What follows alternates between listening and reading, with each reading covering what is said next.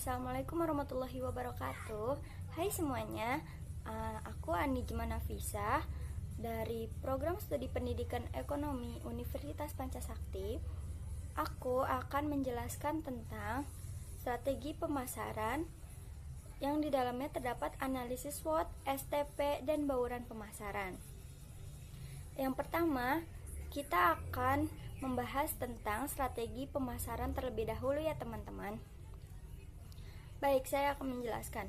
Strategi pemasaran adalah upaya untuk memasarkan suatu produk, apakah itu barang atau jasa, menggunakan pola rencana dan taktik tertentu, sehingga jumlah penjualan menjadi lebih tinggi.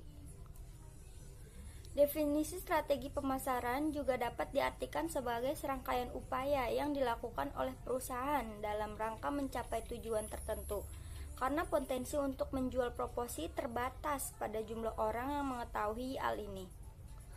Strategi pemasaran memiliki peran penting teman-teman dalam suatu perusahaan atau bisnis karena berfungsi untuk menentukan nilai ekonomi perusahaan, baik barang maupun jasa. Ada tiga faktor penentu nilai barang, ada tiga faktor penentu harga barang dan jasa, yaitu yang pertama ada produksi, pemasaran, dan konsumsi.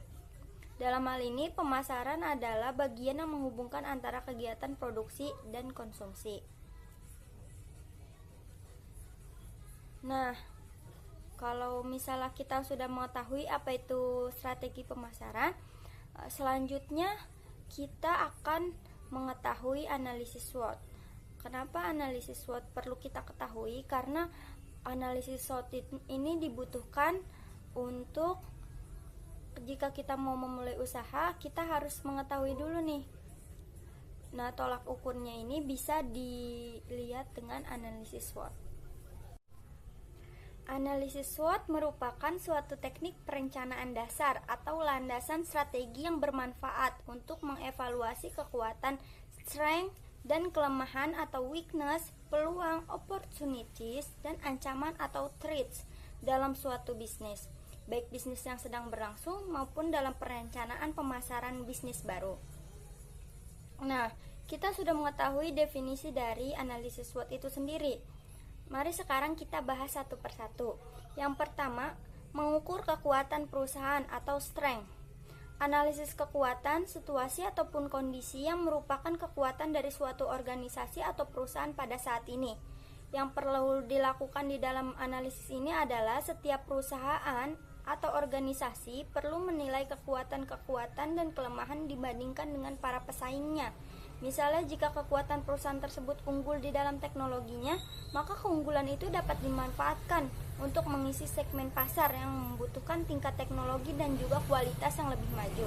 Analisis kekuatan harus bisa menjawab beberapa pertanyaan di bawah ini.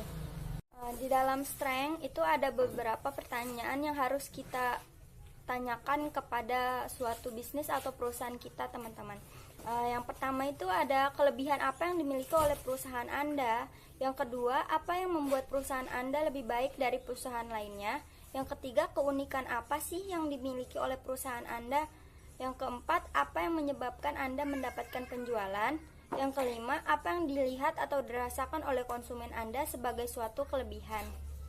Nah, kalau tadi strength itu menganalisis kekuatan dari suatu perusahaan, sekarang kita menganalisis kelemahan dari suatu perusahaan atau bisnis, yaitu weakness.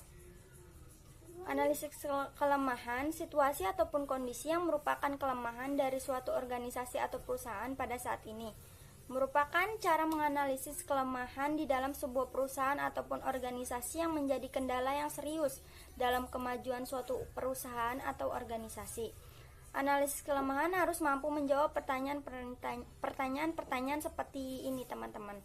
Yang pertama, apa yang dapat ditingkatkan dalam perusahaan? Yang kedua, apa yang harus dihindari oleh perusahaan? Yang ketiga, faktor apa sih yang menyebabkan kehilangan penjualan?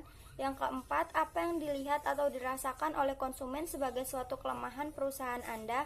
Yang kelima, apa yang dilakukan oleh pesaing sehingga mereka dapat lebih baik dari perusahaan Anda? Selanjutnya ada menganalisis peluang atau opportunity. Analisis peluang, situasi atau kondisi yang bersifat menguntungkan di luar suatu organisasi atau perusahaan, juga bersifat positif dalam mendukung keberhasilan pemasaran perusahaan. Analisis peluang digunakan untuk mencari terobosan atau jalan bagi suatu perusahaan dalam mengejar suatu kesempatan keberhasilan pemasaran mereka. Analisis peluang harus mampu menjawab pertanyaan seperti berikut. Yang pertama, kesempatan apa yang dapat Anda lihat? Yang kedua, perkembangan tren apa yang sejalan dengan perusahaan Anda? Dan di dalam analisis SWOT terakhir, ada namanya threat atau menganalisa ancaman. Menganalisa ancaman adalah cara menganalisis tantangan atau ancaman yang harus dihadapi oleh suatu perusahaan atau organisasi. Anda dihadapkan pada berbagai macam faktor lingkungan yang tidak menguntungkan pada suatu yang menyebabkan kemunduran. Jika tidak segera diatasi, ancaman tersebut akan menjadi penghalang bagi suatu usaha Anda baik di masa sekarang ataupun masa yang akan datang. Analisa ancaman harus mampu menjawab pertanyaan-pertanyaan seperti berikut. Yang pertama, hambatan apa yang Anda hadapi sekarang? Yang kedua, apa yang dilakukan oleh pesaing pemasaran perusahaan? Yang ketiga, perkembangan teknologi apa yang menyebabkan ancaman bagi perusahaan? Yang keempat, adakah perubahan peraturan pemerintah yang akan mengancam perkembangan perusahaan? Nah, teman-teman, setelah kita mengetahui tentang analisis SWOT, kita juga harus mengetahui tentang STP, yaitu target pasar atau orang sasaran yang kita tuju untuk membeli produk kita. Nah, di dalam STP ini terdapat segmenting, targeting, dan positioning. Segmenting adalah upaya memetakan pasar atau sasaran program dengan memilah-milahkan konsumen sesuai persamaan di antara mereka. Pemilihan ini bisa berdasarkan usia, tempat tinggal, penghasilan, gaya hidup, atau bagaimana cara mereka mengkonsumsi produk.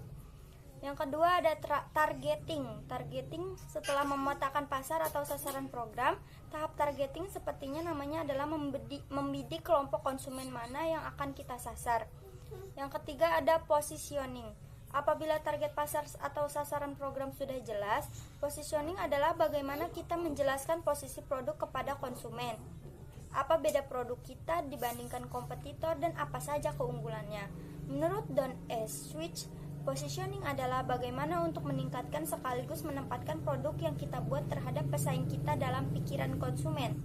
Dengan kata lain, positioning dapat dipakai untuk mengisi dan memenuhi keinginan konsumen dalam kategori tertentu. Selain kita perlu mengetahui strategi yang tepat untuk memasarkan produk kita juga harus mengetahui bauran pemasaran yang ada di dalam pemasaran itu sendiri. Apa saja sih yang terdapat di dalam bauran pemasaran 4P? 4P yang pertama ada produk, yang kedua ada price, yang ketiga ada place, yang keempat ada promotion. Bauran pemasaran 4P ini itu penting banget loh teman-teman, karena untuk membantu bisnis kalian agar lebih baik dan berkembang sesuai dengan rencana. Oke, kita bahas satu-satu ya. Yang pertama ada produk. Produk merupakan salah satu strategi bauran pemasaran 4P. Produk adalah alasan bisnis Anda akan sukses atau tidak, karena produk inilah yang akan Anda pasarkan kepada pelanggan. Oleh karena itu, Anda perlu mengetahui strategi produk seperti apa yang akan membuat bisnis Anda sukses. Hal yang harus diperhatikan ketika memilih produk, yang pertama, ketahui produk apa saja yang diinginkan oleh pelanggan. Yang kedua, kebutuhan seperti apa yang mereka butuhkan. Yang ketiga, target pasaran produk Anda. Yang keempat, produk seperti apa yang memenuhi keinginan mereka. Yang keempat, berapa harga pasaran produk Anda. Yang kelima, berapa biaya yang dibutuhkan. Yang keenam, warna apa saja yang sedang banyak diminati oleh mereka. Yang ketujuh, kualitas dari produk tersebut. Yang kedelapan, cari perbedaan produk Anda dengan produk kompetitor. Selanjutnya ada price. Price atau harga adalah salah satu strategi bauran pemasaran 4P yang adalah penentu harga produk yang akan Anda pasarkan.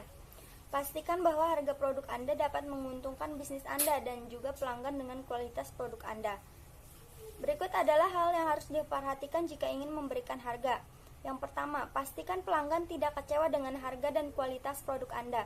Jadi kalau misalnya harganya murah, tapi diusahakan berkualitas. Jangan misalnya harganya murah, terus kualitasnya juga asal-asalan, jadi nanti pembelinya kapok. Yang ketiga ada place atau tempat. Tempat merupakan salah satu hal yang sangat penting untuk membuat bisnis Anda lebih berkembang. Kenapa? Karena jika Anda memulai bisnis Anda di tempat yang strategis, ramai pengunjung, peluang Anda mendapatkan pelanggan akan makin besar. Hal yang harus diperhatikan ketika memilih tempat. Yang pertama, pastikan tempat tersebut strategis dan ramai pengunjung. Yang kedua, perhatikan di mana saja produk Anda banyak peminatnya. Yang ketiga, pasanglah produk Anda di katalog dan display di depan toko Anda. Yang keempat, hadirilah pameran yang bersangkutan dengan produk Anda. Dan yang terakhir ada promotion atau promosi. Seperti yang sudah Anda ketahui bahwa promosi adalah hal yang sangat penting untuk mengembangkan bisnis Anda. Tanpa adanya promosi, bisnis Anda akan banyak tidak diketahui oleh orang-orang. Jadi promosi ini berguna untuk menarik halayak ramai untuk tertarik dan membeli produk kita, teman-teman. Karena itulah hal-hal yang harus diperhatikan ketika kita ingin promosi. Yang pertama ada perhatikan target usia pelanggan Anda. Yang kedua, bagaimana cara penyampaian promosi Anda. Yang ketiga, di media sosial mana saja Anda akan memulai promosi. Yang keempat, perhatikan tren promosi saat ini. Yang kelima, kapan waktu terbaik untuk memulai promosi. Yang keenam, perhatikan bagaimana pesaing Anda melakukan promosi. Nah, itu tadi adalah bauran pemasaran 4P yang wajib nih ya teman-teman, wajib kita ketahui. Karena ilmu ini sangat penting jika Anda ingin bisnis Anda berkembang dan berjalan dengan baik. Oleh karena itu, jika Anda ingin memulai bisnis, pastikan bahwa Anda memahami bauran 4P yang dapat membuat bisnis Anda sukses. Oke, sekian dulu ya video kali ini. Kurang lebihnya mohon maaf. Wassalamualaikum warahmatullahi wabarakatuh.